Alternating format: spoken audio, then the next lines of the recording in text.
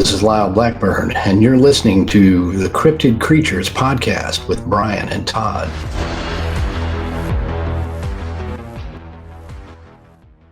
They had me hypnotized, and I wasn't supposed to remember this until I was like really, really incredibly old. And I remembered, and I know Bob Gimlin did a story on me and said I remembered in the 90s. If I remembered in the 90s, I would have had this wrapped up because everybody was alive then. Both my parents are dead, and I just got to talk about it to my dad, and he finally, I had to ask him directly, and this was in like 2015, and he died 3 days later after he told me. And my mother's been dead since 2004. Bill on the other family, he's passed away. One of the agents, named John from one of the local tribes, he passed away 2 years ago. So everybody's getting really old. So it's really, really hard to get anybody to talk to about it, especially Tom, Tim's dad. He won't talk about it. He remembers everything, but he's trying to protect the rest of his family because some of the kids were hypnotized to forget about it, and he just wants to leave it that way. I've heard that the government will tell people that have had encounters, the adults, and say, "Hey, we can ruin your life if you." They do. This. Man, what made you remember this? So you were hypnotized and drugged and made to forget about this. When did you start? In 2014, I had some friend of mine that wanted to go camping, and he was started talking about Sasquatch, and something clicked in my head, and it was just really a fragment of this memory of like seeing him in the barn, and then I went back to the barn where I lived, and the people let me go walk around the barn and the property and stuff. And that just started opening up all sorts of memories, but they're all fragments. So, I got talking to different witnesses. They'd fill me in on a little bit of stuff. They would talk to me about it, but they won't go public with it. That brought back more memories. But, over time I learned, I talked to a hypnotherapist that said, the way you remember those memories is you remember just, the fragment that you remember, say that little bit of the little barn piece that I remember him seeing, and you remember just a little bit before it and a little bit after it. And then you just kind of it opens up, and that took years. Sometimes it come back in chunks, but the Strawberry Lake thing was the weirdest.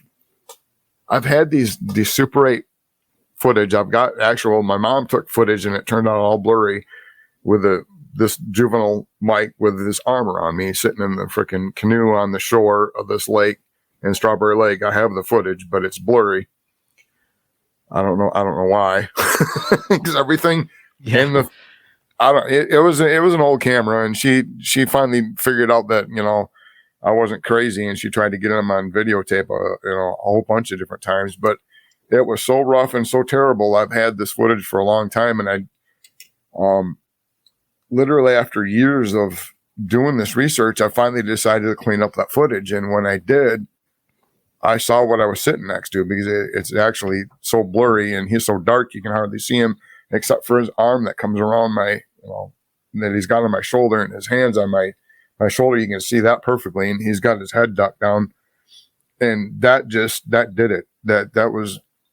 That woke up all those memories. And then I started going up to Strawberry Lake, and then I started talking to people that live up there, because it's not a campground anymore. They put these houses up there, but there's people up there that remember, camping up there. And I went around the area, and I talked to more witnesses, and just opened up more memories over time until everything just opened up. It's been a long, slow process. It isn't something that just, pops in your head. It seems like my subconscious worked on it for a while too. And every once in a while, it would pop up this extra little fragment until I can remember all this stuff. Just like I'm watching a movie now, I can rewind it and stop it. But it wasn't like that at the beginning. I think it had a lot to do with, them hypnotizing me before I had any time to process any of the stuff, and, when my brain started finding out these memories they really felt like new memories. I mean, I could remember everything but the sound at first, and that was really weird. I could remember all these memories, and it took like weeks after I remembered the memory to get the sound to come back. I don't know what that is, but because I've never been anybody else, I don't know what a normal memory's like. I don't have anybody that I can talk to who's like, hey, do you remember that time you got hypnotized and forgot? And what was that? Yeah, right. And I have nothing. I have no basis of comparison. So Right. Yeah. The kid, Mike, that ended up coming missing and then they found him with no clothes on. Did he ever say what happened to him? I'm assuming that the Bigfoot they family... hypnotized him almost right away. He was pretty traumatic for him because, it happened at night. He didn't have a clue what was taking him. And they had him for almost 24 hours. I talked to him once after that, but then they, like I said, after that, they had me hypnotized, and then I didn't remember. So I know where he is now. I've talked to those two kids, Russell and him, because there was two Mikes. There's the Mike that I went down with, and we met this other kid, Mike, that was the same age as us. And Russell was a little bit older than us. And another thing that brought back the memories was that spot that they're at too. They were building a camp, and they were going to build a tree fort, and they had put in these, the steps up the tree, and we helped them put up the last step that day before we went and got our gear before it started getting dark.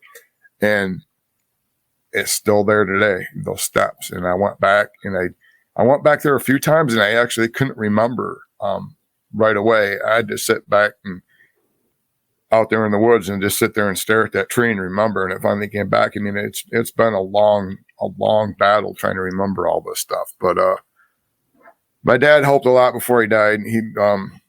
He told me a lot of stuff that I didn't know, like the when he saw him eating the cows down there, and just other things. And especially he said, well, I'm glad those Indians stopped coming taking you. They're taking you all the time. They're taking me on outings to go squatching, I guess you would call it. They were taking me to Native American, other tribes, and showing me off. And unfortunately, a lot of these people were elders back then, so I'm having a hard time finding any of them alive now, which just really just blows because I've got some more names though I got to check out. This isn't done yet. I've got the Native American agents that I kind of sort of become friends with after that.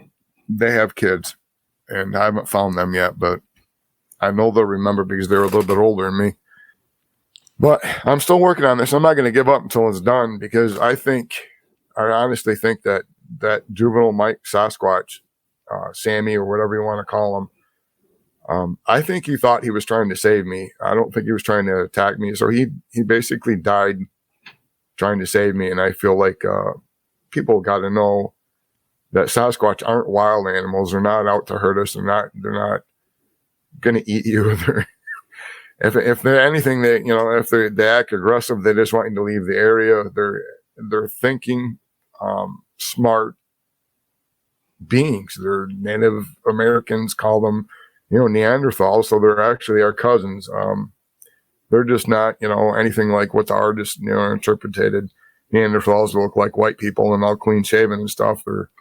They got the features right and the big nose and all that stuff, but they got like kind of like gorilla skin and they actually vary in colors too. I've been, since I remembered all this, I gave up everything I was doing. And when my dad died and what money I ever got left from my sister getting it after he died, I took all that money and I just been doing research for full time since then, trying to find the witnesses. I've been going to archives, digging up looking through microfiche for the old newspaper articles that were about it, and looking for finds and whatever I can find at the state archives. I've been doing that for years, and I couldn't find anything that covered up a lot of stuff.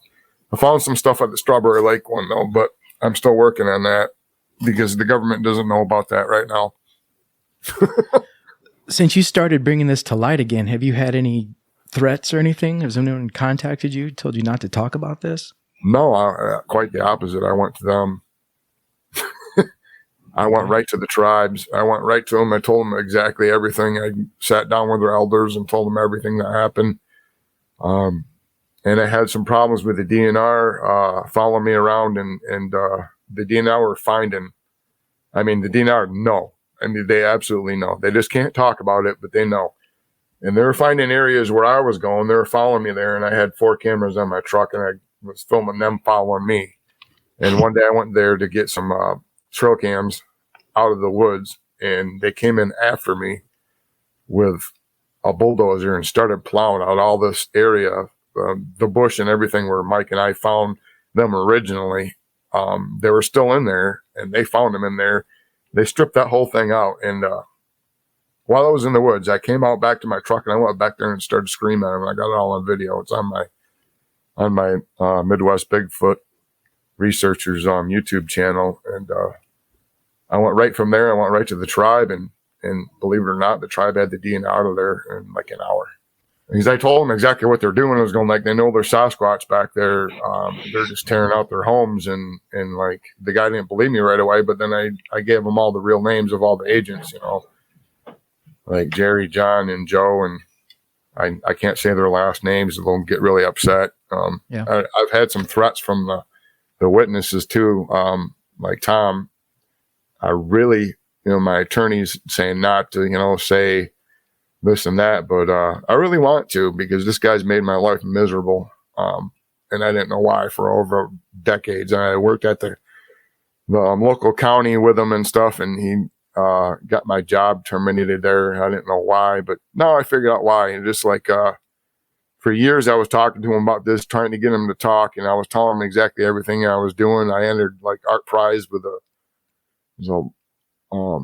big art show thing over in Grand Rapids, and I was going to enter the book with all the art I did in there. And he put a stop to that. He's been trying to get me to stop talking about this ever since. And so was one of the mics.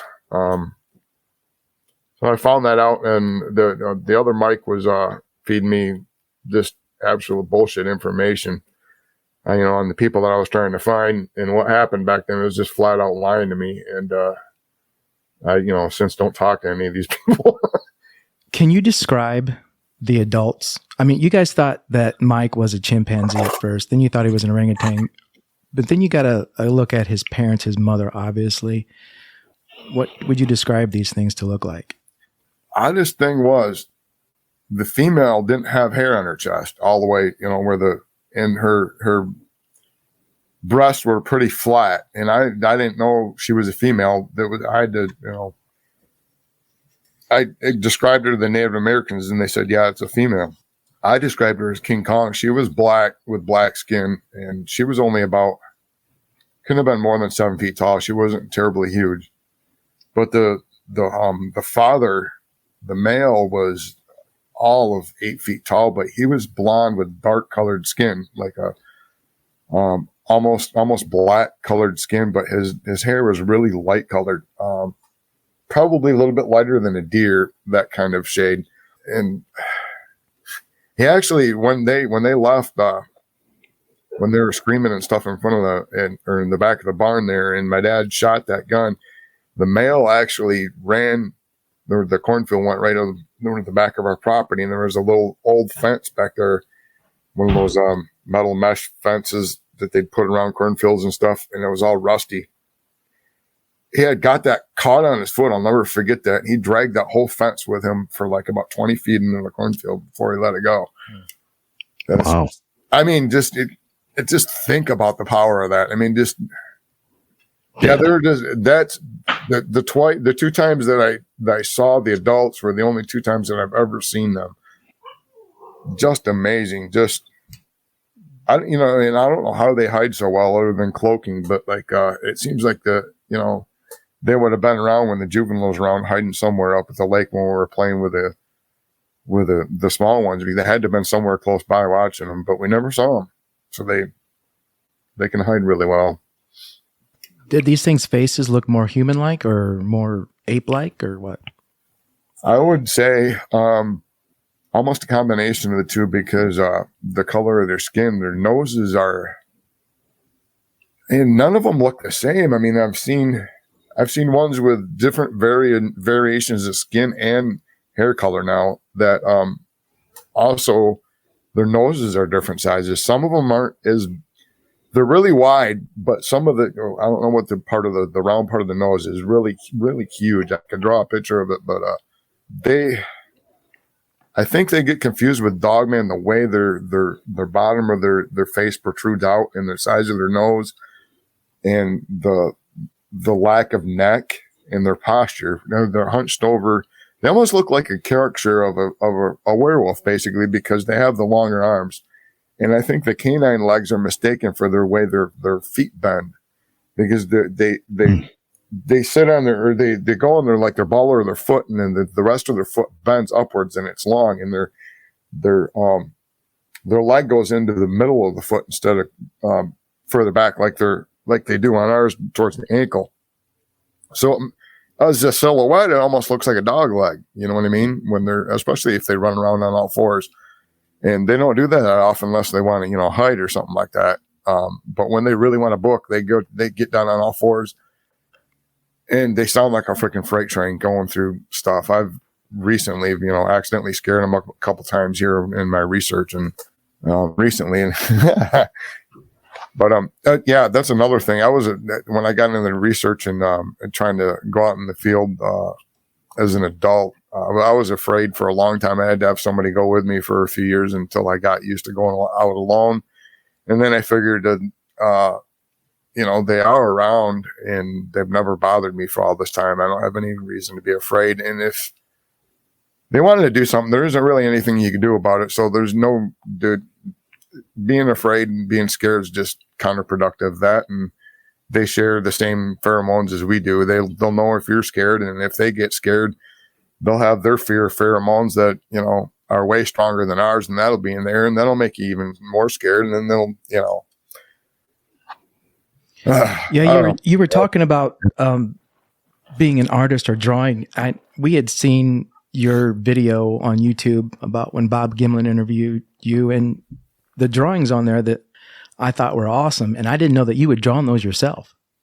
Oh, thanks. Well, yeah, some of them, the early ones, are pretty rough. I'm trying to learn. I had some art in high school, but that's about it. And I did a few things over my life, but it was like airbrushing cars and some art here and there. But it was never been like my full-time thing, so I never really got really good at it. But I've been drawing this art. I've probably got like over 100 drawings now, to where I'm going to have like a graphic novel to where I can just show this whole thing, Strawberry Lake, all the way through Morris Lake. And that'd be awesome. That'd be awesome. If you guys want to see it, can they go to your Midwest Bigfoot Researchers Facebook page? Do you have pictures on there? The Facebook page has a little bit. The YouTube channel has a lot more. Okay. I have all the art on there, and I update that as soon as I get another chunk of art done. It's pretty time consuming. I'm doing the majority of it in pencil. I did one painting and I started another painting. I just don't, between the editing, the videos, and going out and researching and, having a job and all that stuff, I'm like literally get like 4 hours of sleep a night, maybe 6 if I'm lucky. That's been going on since I found this out, because I thought I really could wrap it up a lot sooner than this, but it's not going to happen. And I don't think I'm ever going to get footage of them. They're like, they get really close to me. There's a bunch of Sasquatch near my house that I decided not to, have any cameras around, and they were getting really close to me for a while at night, so I couldn't see them. I wasn't using any lights but a little tiny red spotlight thing on my hat, and I would shut that off. And they would get like, I got some footage of them getting really close, like on them feet. I've got a couple juveniles on peeking around a tree, but pretty much they're stay about 20 to 40 feet away in the brush, and all I get to see is like their nose and their eyes. I've made sounds back and forth with them, and they've thrown rocks at me, and they're pretty friendly and anything, but I don't get to play with them like I do when I was a kid. It's kind of depressing, but I think they see an adult male as a threat. I don't know if their adult males are a threat to their babies, if that's why or what, but I don't know. So what do you think would have happened if your dad wasn't home and not showed up in the barn that day? I think they would have just took me for a while. I think that was their plan there. I probably would have spent the day with them, but like, I don't know. I just wish I could go back and change things. I wouldn't have freaked out when he beat his chest, and everything probably would have been okay. But that 10-year-old to have a sense of an adult's pretty rare. So I don't know. And there's no time machines, but boy, I think about that every day, him dying for no reason. And they said back then that he was the first complete body that they had, that he was the fifth body that they had, that all the other ones were just bits and pieces and rotten. And I'm betting they didn't cremate him. I'm betting they told you they did. They said they cremated his hand, the one that they cut off, and that's all they gave us. But no, I don't think they cremated his whole body. And I'm sure after what they learned from him, they found more bodies, especially after Mount St. Helens blew up that in like 1980. I'm sure they found a lot more bodies then. Who knows how much they know about them? Maybe they found live specimens they can freaking work with. But I just wish they'd tell us. They think everybody's just going to freak out and not go in the woods. The fact is, they're already in the woods, and they're not just in one part of the country. They're everywhere. And they're everywhere. Farmland. If you think you're in some place like middle of Ohio or something like that, where it's all flat and there's no freaking mountains, and you're not going to have shot. Yeah, they're there. They're in Michigan. They're everywhere I go. I don't know what to tell people. They're just not dangerous like people think they are. I can't get that. Even this guy that I go with for the past like 10 years, and they've been getting close when he's around. And I told him he didn't go with me for a couple of years, and he just went in February with me down to Florida. And I told him, since I've been going alone, I said, they get really close now. And I said, don't freak out, And this is when we just got down to Florida, and I drove 18 hours, and there was one close to us. And I told him that, and I went in my tent. And he stayed up for a little while, and he was by the campfire, and he started freaking out because this one just stepped out of the woods. I mean, he was freaking out, wanting me to shoot it and stuff. And I was really surprised, because this is a guy that will go wrestle an alligator and pull a, freaking venomous snake out of the water. And but wow. Yeah, there's no reason to be afraid of them. They freak out when you do that anyway, and I feel sorry for them, because that's the only reaction they get from people pretty much, then there's no need. They don't even come out and be aggressive. All they got to do is peek around a tree, and people just scream. Mm-hmm. Yeah, they just don't realize that these things are out there. They weren't taught that growing up, and they're still cover up, obviously. I don't know why. I guess there's a lot of reasons why. I don't know. It's weird. They do a lot of things. So many history books, and Neanderthals aren't extinct, whether they be Denisovans or Neanderthal or whatever, something like that, because there was an act during the I think the late 1970s, where I haven't looked it up yet though, but I read it once, where the Native Americans got to get back a lot of their culture stuff in the museum, and I was told that a lot of the larger skeletons they had found, in the mountains in Illinois and stuff like that, they took them all, and that's why all the Neanderthals are only 5'4" now, is all the big skeletons are missing. And older people can actually remember, having history books in school where they'd show these big skeletons that they found, and Lincoln talked about it. Yeah, that's been proven, the large skeletons. I mean, that's known, obviously. I know. It's just why haven't people put this together? As a matter of fact, last year, in Silver Lake, Michigan, I've got the article somewhere, they found a jawbone washed up in the lake of Silver Lake, and they said, they didn't say it was Neanderthal. It wasn't human. I knew it was Neanderthal as soon as I saw it. But this thing had all the teeth in it. The whole jawbone with all the teeth in it. Do you have all your teeth? I don't have all my teeth. And it was an adult one. And it looked like it was, I don't know, a few months old. And they're trying to say it was some, ancient Indian or something like that. And they gave it to they gave it to some college. I think it was MSU, and the Native Americans came and took it. And I never heard anything about it. And I contacted them. I said, that's a Neanderthal. And they're going how do you know that? And I put up two of the pictures, and they're exactly the same, except for the ones that are in museums don't have all the teeth. They only got, sort of an amount of teeth, and they just kind of make fake teeth for the rest of the jaws. This thing had all the teeth in it.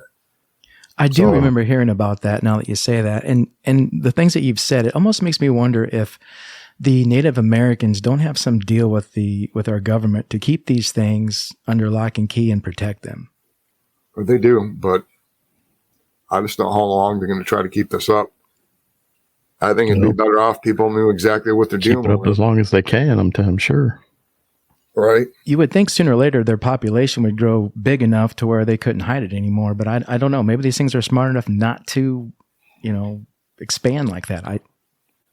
No, there's quite a few of them when I go up north, and a shocking amount of number. But and like the hunters always go like, tell me, oh, I've never seen a Sasquatch. I've been hunting there for 20 some years. I'm going like, well, when you get in your hunting stand, and somebody comes in the woods and you're in a hunting stand and they come in with a car, you can hear them pull in with a car, get out of their car, right? Yeah.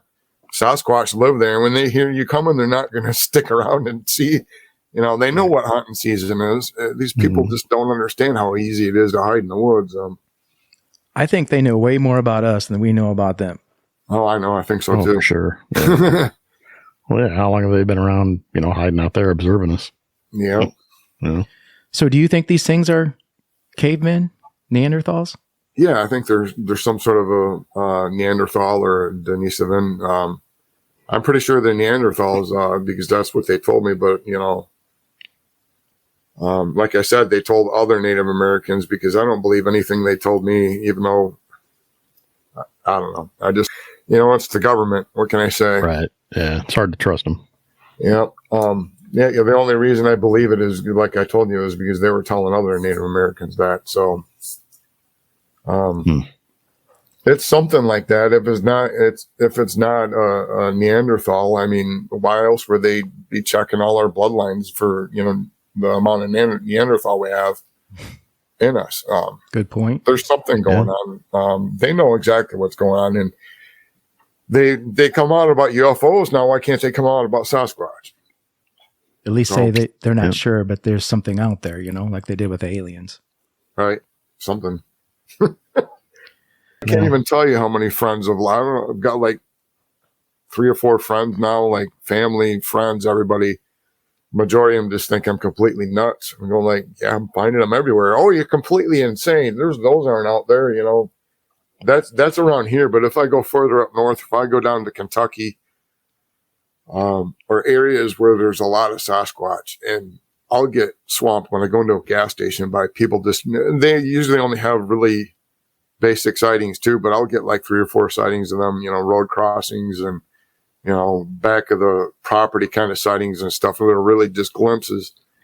But, the areas that are, more rural and near like national forest, and the people that live out there know. But you get into the city, where I'm in between Grand Rapids and Kalamazoo. There's a little bit of woods here in Berry County. It's only 32,000 acres, but, they're there, but people here are just clueless. And, well, not everybody. I mean, there's a large number of neighbors out here that have seen them that won't talk about it. We've had several encounters come from Michigan. There's actually a guy that's not far from you in Paw Paw that we talked to that had an 8-foot electric fence around his property due to these things. And now I think he's selling his property. Oh, wow. Yeah. Last we heard. So, yeah, we know that Michigan is saturated. If we want to go squatching, I mean, hell, we go up to Michigan, right there. But you're right. I think these things, when you come into the woods, like hunters, if they know you're coming in, they're going to back off. They're going to go deeper. They're going to keep going back. And if they want to check you out, they'll check you out. But you probably won't know they're there, Yeah. Right. Well, I've been finding a lot of, they'll have kind of like designated areas where they have all these good hiding spots. I found some up north where they actually clear the sticks out of these hiding spots to where they can get to them without making any noise. I found these brush piles where they had piles of sticks all the way around them and like a game trail, and all the sticks were cleared from that game trail to the next pile of sticks, what they hide behind. And there was nothing to step on in between them. And they were all like piled up in these little neat piles all next to each other along the trail. So I think they got everything planned out. They know where they're going to go if somebody comes in the woods. And, they spend their whole day there. They don't have nothing else to do other than eat Right. and get everything ready in case the, stinky humans Make an escape come around. plan. Yeah. Do you think when these things were eating these livestock that were poisoned with that chemical, that mix up, do you think that affected them at all? Do you think that's why maybe they come hanging out with you or were more brave too? About that. I've had that question asked me a couple times because the cows that would eat that stuff would get kind of deformities. I'm not even kidding. It's just weird. I don't know if the Sasquatch didn't eat that stuff enough or I just don't know because it's not like I can go down and follow them around, but they were, it was all kind of weird. But it started in Strawberry Lake, but Strawberry Lake could have had its, PBB poisoning going on there too. And there was another thing why I think that happened up in Strawberry Lake, and there was the logging incident there, I didn't get to tell you about, because it's just so extensive of all the stuff that I went through. But they were logging up there real close to the campground and on the lakes or ponds and lakes and streams all real close together up there. And I think they were displaced because of the logging that was going on nearby the campground. And I think they ended up kind of moving over by the campground and they got, more curious about people. I think that's what started it because if I remember right, even up there back then, there wasn't any farms for them to be, at least not that many for them to be snatched up cows that were, in those piles, those PBB poisoning piles. But I don't know 100% for sure. That it does seem all really strange, but I went up there. If you've seen my footage, I went up to Strawberry. I started going up there a couple of years ago, and I do see them up there, the juveniles with my eyes, and I've been trying to get them on camera.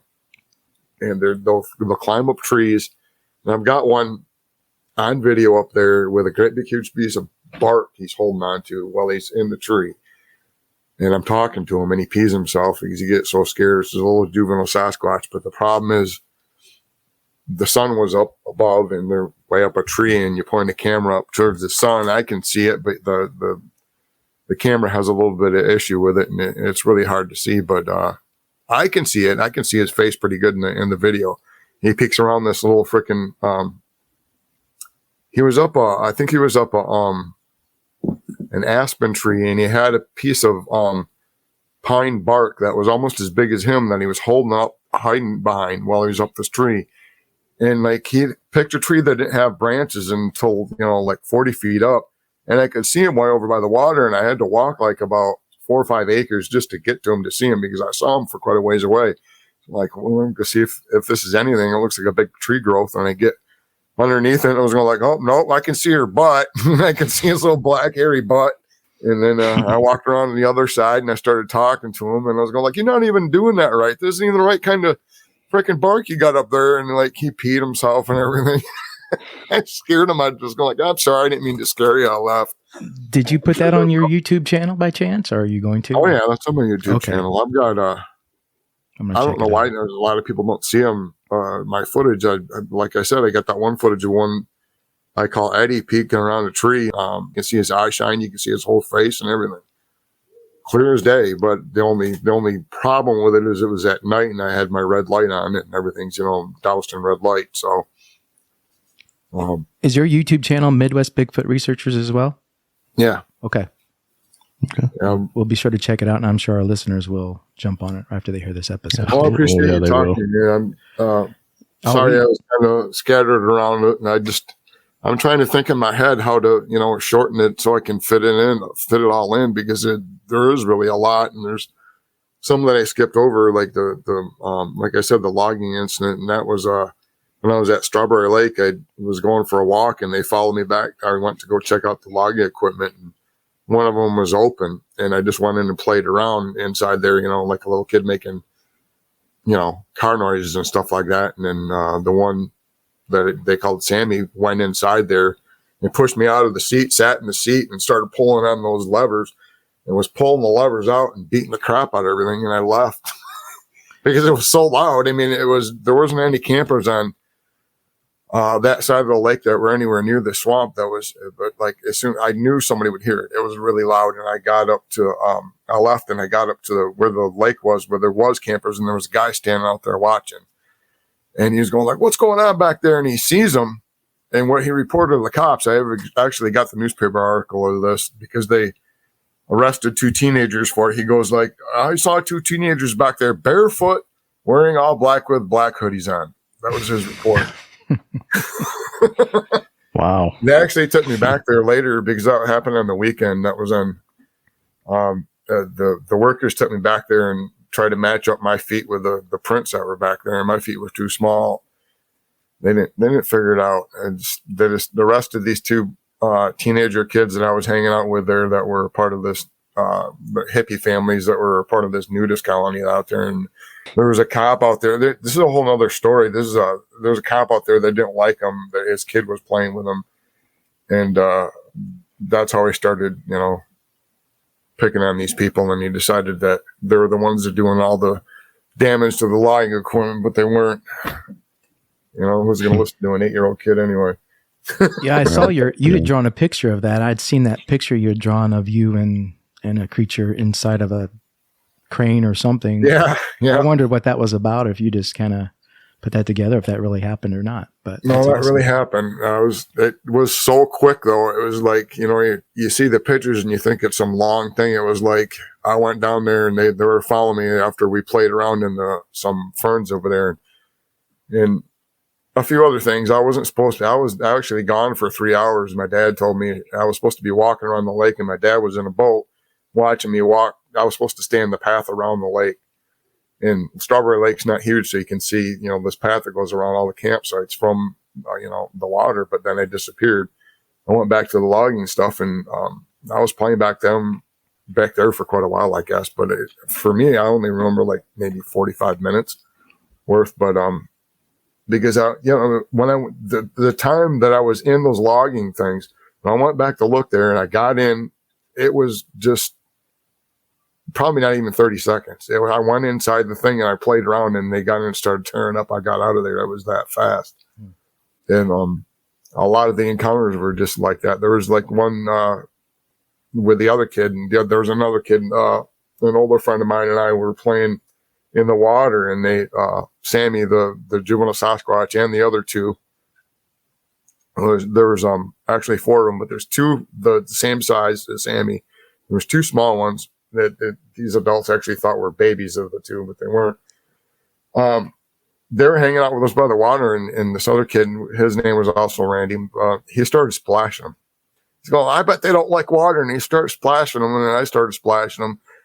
They started splashing us so bad we had to back off. They kind of like turned around and had our butts facing us, and kind of like it did a digging thing, and we're like shooting just water at us like crazy. The Sasquatch were. It was actually the coolest memory I have back in those encounters. And that was just so. I'm trying to find this other Randy kid too. He's like he'd be older than me. His last name's Randy Campbell, and he's from Flint. I've been trying to find him. I don't know if he's still alive.